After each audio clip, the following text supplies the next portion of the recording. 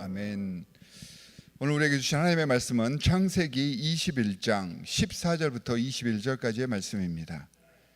창세기 21장 14절부터 21절까지의 말씀입니다.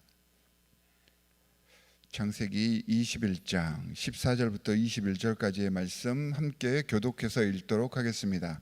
제가 먼저 읽습니다. 아브라함이 아침에 일찍이 일어나 떡과 물 한 가죽 부대를 가져다가 하갈의 어깨에 메어주고 그 아이를 데리고 가게 하니 하갈이 나가서 브엘세바 광야에서 방황하더니 가죽 부대에 물이 떨어진지라 그 자식을 관목덤물 아래에 두고 이르되 아이가 죽는 것을 참아 보지 못하겠다 하고 화살 한바탕 거리 떨어져 마주 앉아 바라보며 소리내어 우니 하나님이 그 어린아이의 소리를 들으셨으므로 하나님의 사자가 하늘에서부터 하갈을 불러 이르시되 하갈아 무슨 일이냐 두려워하지 말라 하나님이 저기 있는 아이의 소리를 들으셨나니 일어나 아이를 일으켜 내 손으로 붙들라 그가 큰 민족을 이루게 하리라 하시니라. 하나님이 하갈의 눈을 밝히셨으므로 샘물을 보고 가서 가죽 부대에 물을 채워다가 그 아이에게 마시게 하였더라. 하나님이 그 아이와 함께 계심에 그가 장성하여 광야에서 거주하며 활 쏘는 자가 되었더니 그가 바란 광야에 거주할 때에 그의 어머니가 그를 위하여 애굽 땅에서 아내를 얻어 주었더라. 아멘. 하갈이 또다시 광야로 내쫓겼습니다. 오늘 본문 이야기의 흐름은 앞장에 보면 16장에 또 하갈 이야기가 있었는데 그 이야기와도 굉장히 비슷합니다. 하지만 조금 다릅니다. 창세기에는 이처럼 비슷한 내용의 사건들이 자주 반복되는 것을 목격합니다. 제가 저번 시간에도 언급을 했는데 또 같은 비슷한 내용을 다시 말씀을 나누게 되었습니다. 실제로 비슷한 사건들이 반복되었을 수도 있고 같은 사건을 다른 신학적인 관점을 가진 기록자들, 편집자들에 의해서 재구성되었을 가능성도 있습니다. 그러니까 창세기를 엮어갈 때 서로 다른 편집자들이 여러 문헌들을 취합하여서 이 창세기를 구성을 하게 되는데 그런 상황이 있었기 때문에 이럴 수도 있었던 것입니다.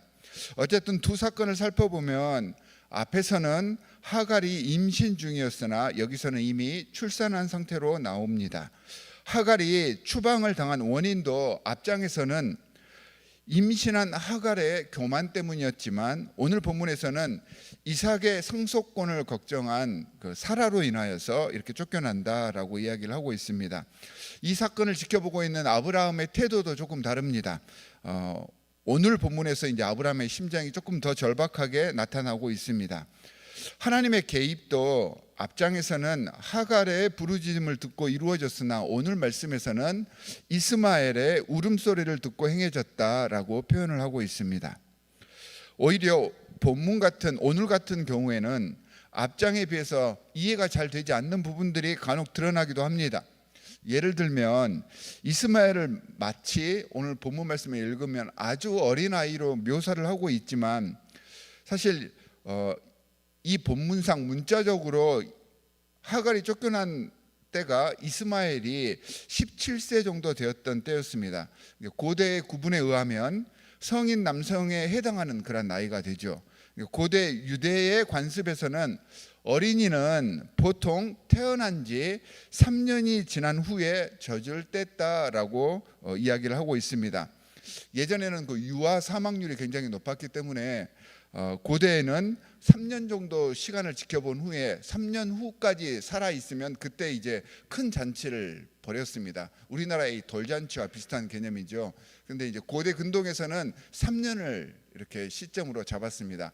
오늘 본문 제일 처음 1절에 보면 시작되는 말씀을 보면 이삭이 젖을 뗀 후라고 이렇게 이야기를 하고 있는데 이런 식으로 이제 단순 계산을 해보면 이스마엘이 한 17세 정도 되던 그러한 때에 지금 쫓겨난 것입니다. 뭐 이런저런 약간의 트러블이 있기는 하지만 중요한 것은 우리가 이 말씀의 진위를 가리는 것이 아니지 않습니까? 그리고 이 말씀의 진위를 가릴 수도 없습니다. 너무나도 오랜 기간이 지난 말씀이기 때문에. 하지만 이처럼 비슷한 내용들이 반복된다는 것은 분명하게 우리에게 보여줄 이유가 있기 때문입니다. 하나님께서 그렇게 우리에게 주시는 메시지가 있는데, 이 두 편의 하갈 이야기를 살펴보면 공통적인 내용이 있습니다. 바로 인간관계에 나타나는 여러 가지 갈등과 분열이 하나님의 개입으로 해결되고 변모한다라는 것을 우리에게 보여줍니다.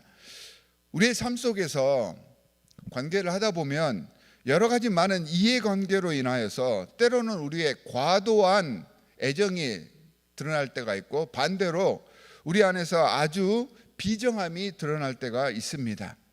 이런 인간의 삶 속에서 버림받고 내쫓긴 사람을 버려두지 않고 돌보시는 하나님의 은혜를 알게 하는 말씀이 바로 이 두 건의 하갈 이야기를 통하여서 전해주고 있습니다.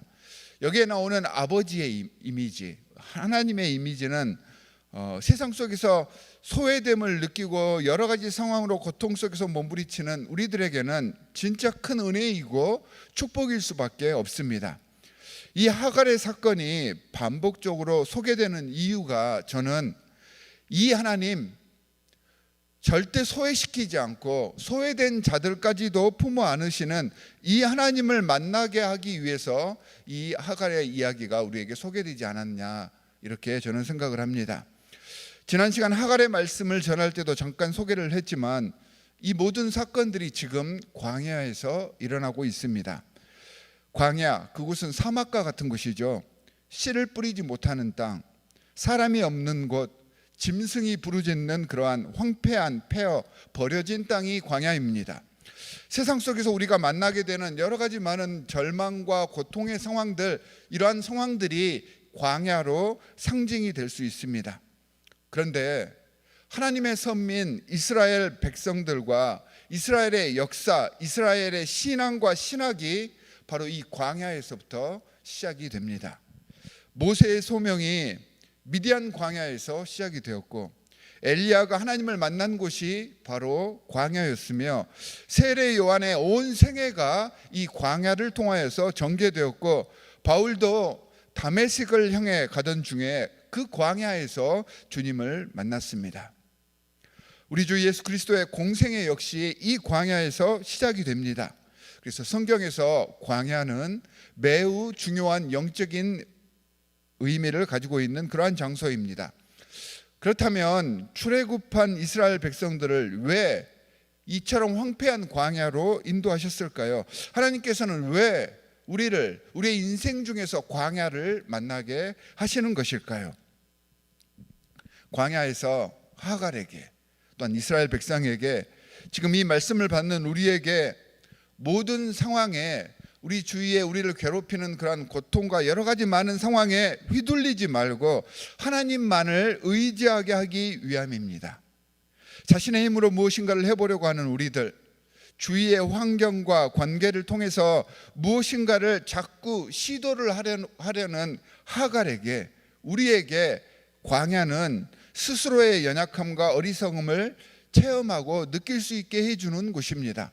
우리가 만나는 모든 삶 속에서의 고통과 아픔과 어려움은 우리의 연약함을 돌아보게 하시는 하나님의 장치인 것입니다. 광야에서 하갈과 이스마엘은 다른 것들을 돌아볼 겨를이 없습니다. 자기가 살아야 하기 때문에 오직 여호와 하나님만을 찾을 수밖에 없는 환경이 바로 광야입니다.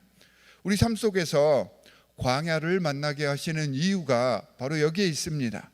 고통과 고난이 오히려 우리를 더 복되게 하고요, 우리가 생존하며 살아갈 수 있는 분명한 근거를 제공합니다. 그 고통과 아픔 속에서 살아있음의 축복이 무엇인지를 깨닫게 해 주시는 것입니다. 사실 우리 인간은 어떤 의미에선 하갈처럼 모두 내쫓긴 존재들입니다.